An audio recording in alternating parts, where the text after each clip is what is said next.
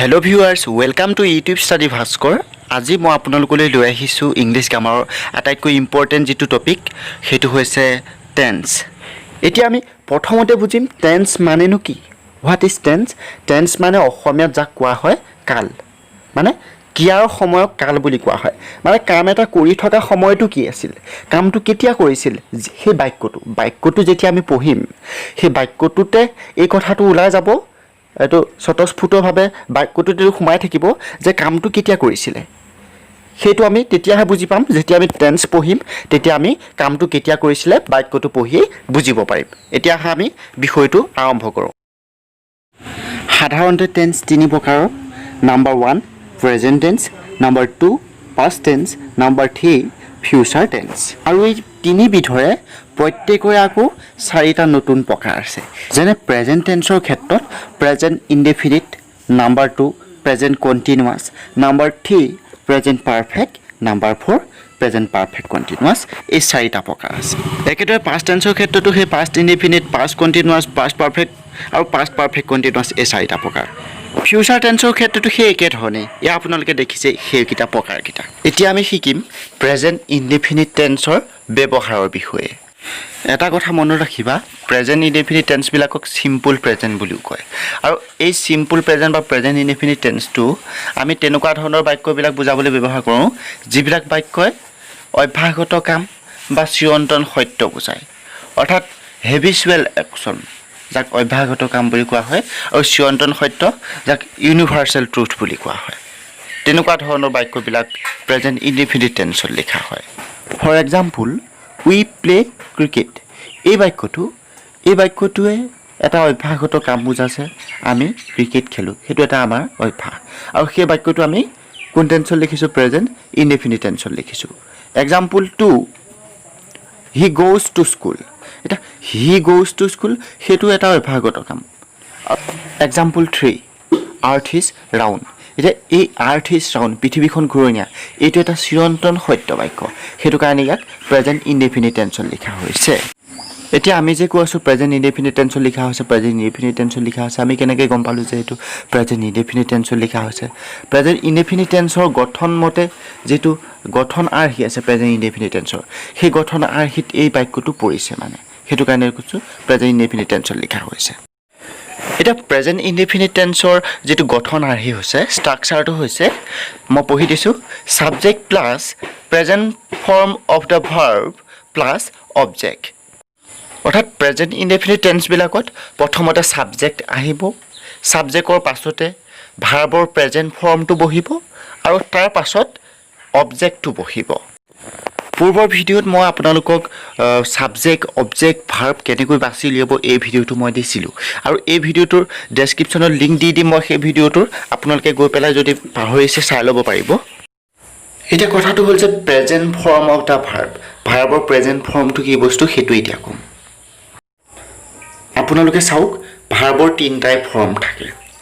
প্ৰথমটো হৈছে present form, ছেকেণ্ডটো হৈছে পাষ্ট ফৰ্ম, আৰু থাৰ্ডটো হৈছে ফিউচাৰ ফৰ্ম বুলি নাভাবিব। থাৰ্ডটো ফিউচাৰ ফৰ্ম নহয়, থাৰ্ডটো হৈছে পাষ্ট পাৰ্টিচিপল ফৰ্ম।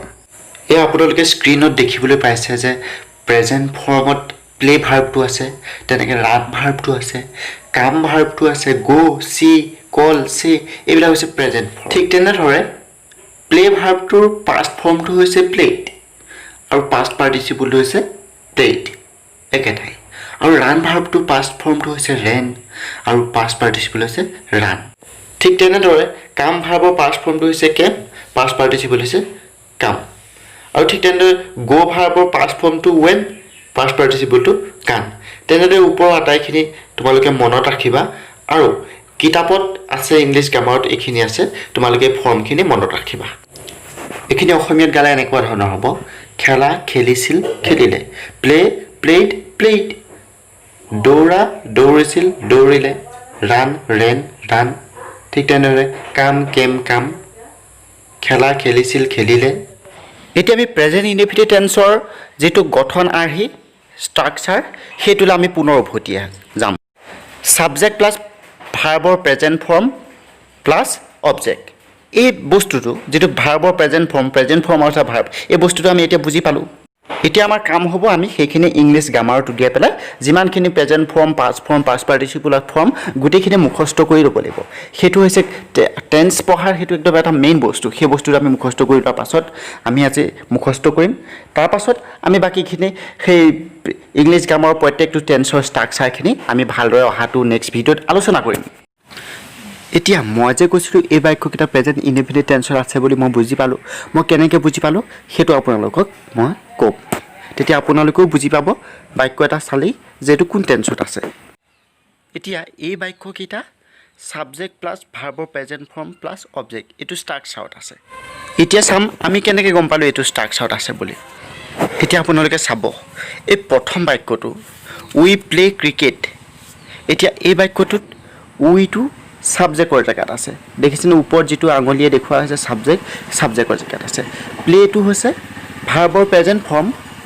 ভাৰ্বৰ প্ৰেজেণ্ট ফৰ্মৰ জেগাত আছে আৰু ক্ৰিকেটটো হৈছে অবজেক্ট আৰু সি অবজেক্টৰ জেগাত আছে মানে subject plus verb plus object এইটো ষ্ট্ৰাকচাৰত সি আছে সেইবাবে এই বাক্যটো প্ৰেজেণ্ট ইনডেফিনিট টেন্সৰ বাক্য এতিয়া আমি ইয়াৰ পিছৰটো বাক্য চাম ইয়াৰ পিছৰটো বাক্য হৈছে হি গ'জ টু স্কুল হিটো ছাবজেক্ট সি ছাবজেক্টৰ স্থানত আছে গ'জটো হৈছে ভাৰ্বৰ প্ৰেজেণ্ট ফৰ্ম অফ দ্য ভাৰ্বৰ জেগাত আছে তাৰপিছত স্কুল সেইটো হৈছে অবজেক্ট আৰু সি অবজেক্টৰ স্থানত আছে সেইটো কাৰণে সেইটো এটা প্ৰেজেণ্ট ইনডেফিনিট টেন্সৰ বাক্য গ' লগত ইএছ এটা যোগ হৈ আছে সেইটো তাৰ কাৰণটো মই আপোনালোকক নেক্সট ভিডিঅ'ত কাৰেক্ট টেন্স পঢ়াওঁতে ক'ম ইয়াৰ পাছৰটো যিটো বাক্য যে আৰ্থ ইজ ৰাউণ্ড এই বাক্যটো ঠিক তেনেধৰণে একেখিনি নিয়মৰ মাজেৰে সি প্ৰেজেণ্ট ইনডেফিনিট টেন্সত আছে থাকিবই আৰু তেন্তে বন্ধু বান্ধৱীসকল টেন্সৰ ওপৰত